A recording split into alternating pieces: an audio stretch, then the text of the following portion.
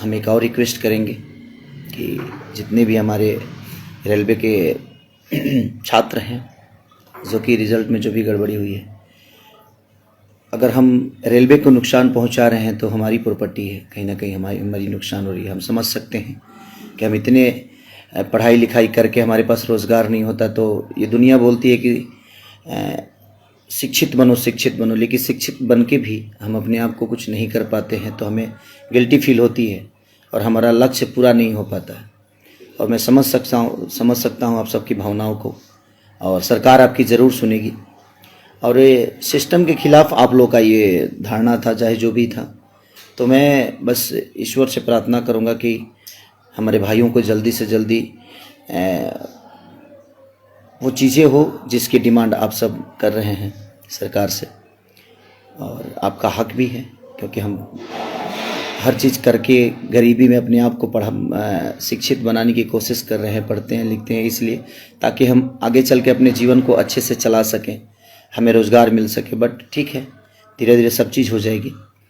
और बस आप लोग थोड़ा सा धैर्य रखिए, सारी चीज़ें हो जाती है। उग्र में इंसान गलत कर जाता है, बाद में समझ में आता है, क्योंकि आज रेलवे को भी नुकसान होगा या अपने सरकारी प्रॉपर्टी नुकसान होगी तो कहीं ना कहीं वो हमारा ही नुकसान है, क्योंकि सरकार की प्रॉपर्टी जनता की प्रॉपर्टी होती है और जो भी सरकारी प्रॉपर्टी होती है वो जनता के काम आती है। तो नुकसान हम सबका है। और बस जला देने से या ट्रक जला देने से या रेलवे का पटरी उखाड़ देने से अगर समस्या सॉल्व हो जाता तो हर आदमी पटरी उखाड़ के सॉल्व कर लेता। इसका हम अच्छे से आप लोग का धारणा देना जायज़ है, और मैं आप सबके सपोर्ट में हमेशा रहूँगा, क्योंकि हमारे देश के भविष्य हमारे नौजवान ही हैं, हमारे भाई सभी हैं। मैं पढ़ा लिखा नहीं हूँ, बट विचारधारा रखने के लिए पढ़े लिखे होने की ज़रूरत ही नहीं है। आपके मन में अगर अच्छी विचारधारा हैं तो वही समाज को काम आता है। पढ़ाई लिखाई और शिक्षा तो जो है वो टेबल पे अच्छी लगती है, बट विचारधारा अगर आपका अच्छा है अपनों के लिए, अपने समाज के लिए, तो वहाँ शिक्षा की कोई ज़रूरत है नहीं। बट मैं कोशिश करता हूँ कि हर दुख सुख में आप सबके साथ रहूँ और आप सबके हित के लिए जो भी हो सके, आपकी लड़ाई में मेरा भी एक योगदान रहे।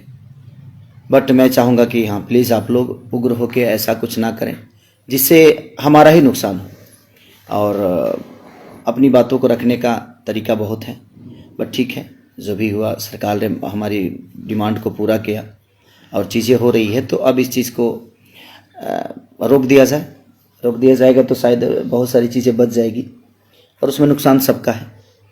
तो थैंक यू सो मच, और आप लोग अपना ख्याल रखिए। सरस्वती पूजा की ढेर सारी शुभकामना आप सबको।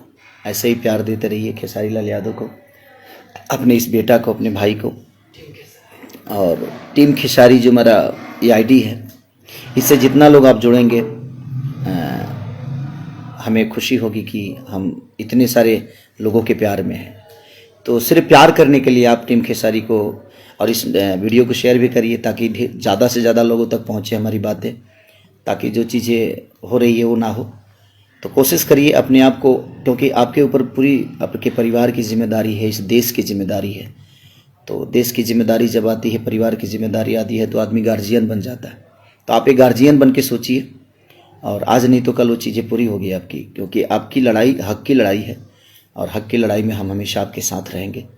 और जितने भी हमारी शिक्षा से जुड़े हुए लोग हैं, सबको दिल से धन्यवाद कि आप लोगों ने अपनी लड़ाई को जीता, और ऐसे ही जीतते रहेंगे हम लोग। हम सबका साथ, सबका विकास के साथ चलना है, कि हम सबका साथ हो तो दुनिया की कोई भी ताकत झुक सकती है।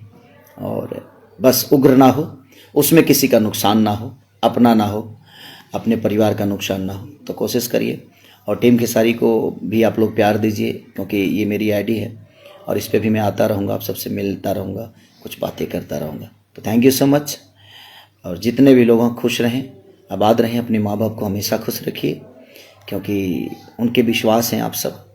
तो ऐसे ही प्यार और आशीर्वाद देते रहिए। Thank you, love you.